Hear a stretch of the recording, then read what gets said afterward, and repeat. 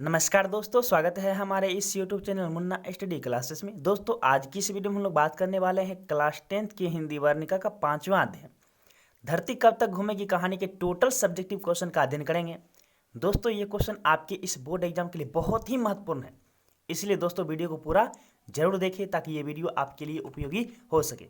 जैसा कि दोस्तों आप लोग को मालूम ही होगा कि धरती कब तक घूमेगी कहानी के लेखक सावर दहिया जी हैं, और सावर दहिया जी ने धरती कब तक घूमेगी कहानी को राजस्थानी भाषा में लिखा और इन्होंने ही राजस्थानी भाषा से हिंदी अनुवाद किया।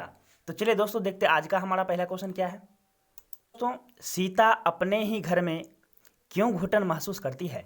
सीता अपने ही घर में घुटन क्यों महसूस करती है, क्यों घुटन महसूस करती है? तो दोस्तों, यदि आपको इस तरह के क्वेश्चन बोर्ड एग्जाम में आ जाए तो आपको इस तरह से लिखना है दोस्तों, एक भी नंबर नहीं कटेगा। तो लिखना कैसे है? सीता 3 बेटों की एक बूढ़ी माँ है। 3 बेटों की एक बूढ़ी माँ है। उसके तीनों बेटे माँ के खाना को लेकर आपस में झगड़ते रहते हैं। उसकी बहुएं भी आपस में झगड़ती रहती है, इसीलिए सीता अपने ही घर में घुटन महसूस करती है।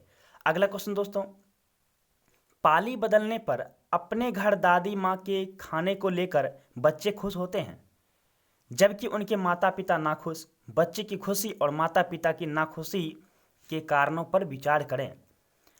बच्चे की खुशी और माता पिता के नाखुशी के कारणों पर विचार करें। तो दोस्तों आपको लिखना कैसे है?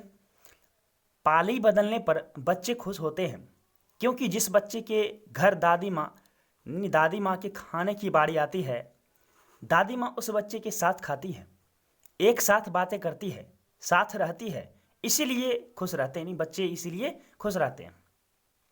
बच्चे के माता पिता को उनके लिए रोटी का जुड़ाव करना पड़ता है। बच्चे के माता पिता को उनकी रोटी के लिए जुड़ाव करना पड़ता है, इसीलिए उन्हें दुख होता है। उन्हें याद नहीं आता कि वह भी कभी बूढ़े होंगे और उनको भी अपने बच्चों के यहाँ पाली में खाने को मिलेगा। अगला क्वेश्चन दोस्तों, सीता का चरित्र चित्रण करें। यानी सीता कौन थी, किस तरह की स्त्री थी? तो इसको लिखना आपको।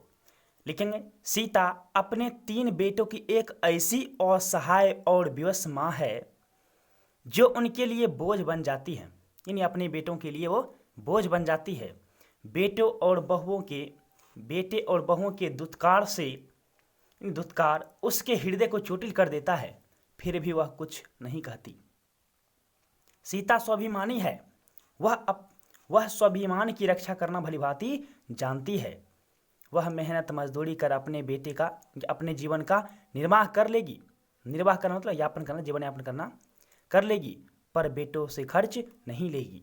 आपको दोस्तों इस तरह का क्वेश्चन आएगा तो आप इसी तरह से लिखिएगा। अगला क्वेश्चन दोस्तों, इस समय उसकी आंखों के आगे ना तो अंधेरा था और ना ही धरती और आकाश के बीच घुटन महसूस हुई। स्वप्रसंग व्याख्या करें। तो दोस्तों इस तरह के क्वेश्चन को कैसे लिखना? लिखेंगे, प्रस्तुत पंक्ति हमारे पाठ्य पुस्तक गोधुली इन है। प्रस्तुत पंक्ति हमारे पाठ्य पुस्तक की धरती कब तक घूमेगी शीर्षक कहानी से उद्धृत है।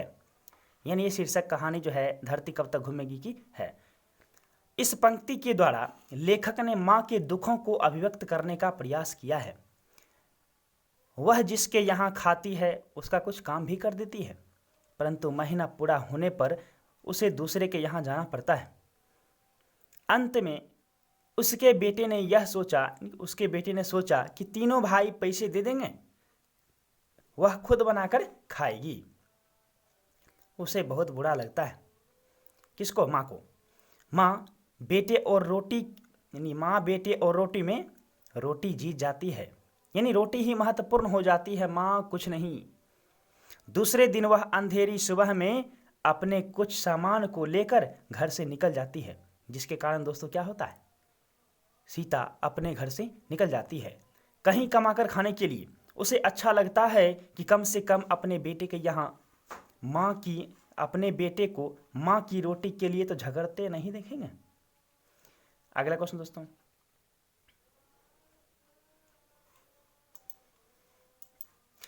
कहानी के शीर्षक की सार्थकता स्पष्ट करें। कहानी के शीर्षक की सार्थकता स्पष्ट करें।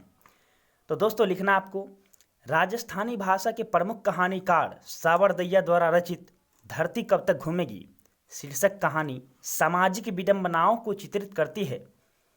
धरती अपने अक्ष पर हमेशा घूमती रहती है, आखिर कब तक? आखिर कब तक? कभी न कभी तो यह अवश्य रुकेगी। माँ धरती की तरह अपनी संतान के बोझ को सहन कर लेती है, किंतु संतान अपनी माँ का बोझ ढोने में असभ्य हो जाते हैं। इस कहानी नहीं होगा दोस्तों, कहानी होगा, यहाँ कहानी नहीं है, इसको याद रखिएगा, ये कहानी नहीं कहानी होगा। इस कहानी की प्रधान नायिका सीता है। इस कहानी की याद रखिएगा, इस कहानी की प्रधान नायिका सीता है। उसके बेटे उसे बोझ समझने लगते हैं। तीनों बेटे मिलकर प्रतिमाह 50 रुपये देने का निर्णय लेते हैं। अपने बेटे के इस निर्णय से सीता मन ही मन निराश हो जाती है।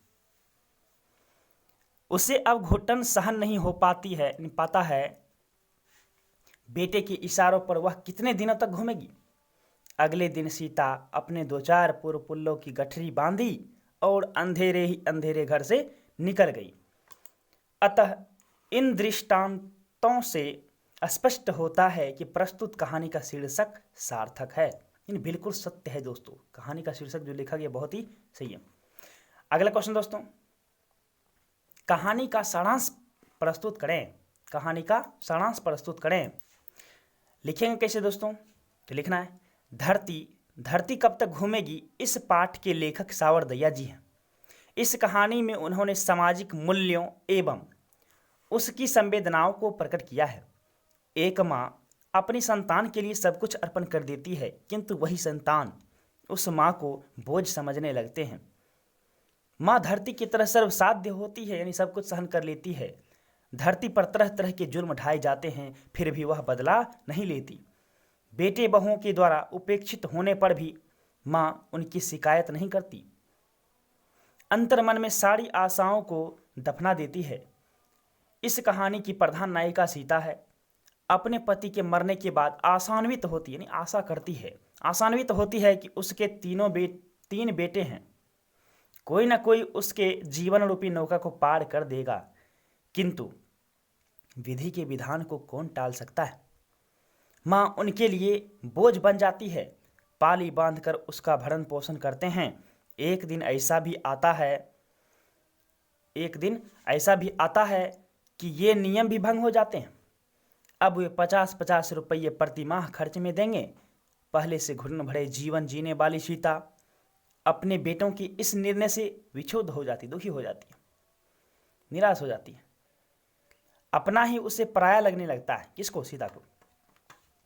एक दिन सीता ने अपने 2-4 पल्लों की गठरी बांधी और अंधेरे ही अंधेरे घर से निकल गई। वह मेहनत मजदूरी कर अपने जीवन का निर्वाह कर लेगी, निर्वाह मतलब भरण पोषण, निर्वाह कर लेगी, किंतु अपने बेटों पर बोझ नहीं बनेगी। वस्तुतः कहानीकार यह बताना चाहते हैं कि उन बेटों को भी अपनी संतानें हैं, किंतु शायद वे नहीं जानते कि उनकी भी यही गति होने वाली है। दोस्तों उम्मीद है ये वीडियो आपको बहुत अच्छा लगा होगा। दोस्तों यदि आप पिछले अध्यायों का वीडियो नहीं देखे हैं तो दोस्तों हमारे इस वीडियो के डिस्क्रिप्शन बॉक्स में जाकर आप उस वीडियो को देख सकते हैं। लिंक मैंने दे दिया है, आप वहां से देख सकते हैं। धन्यवाद।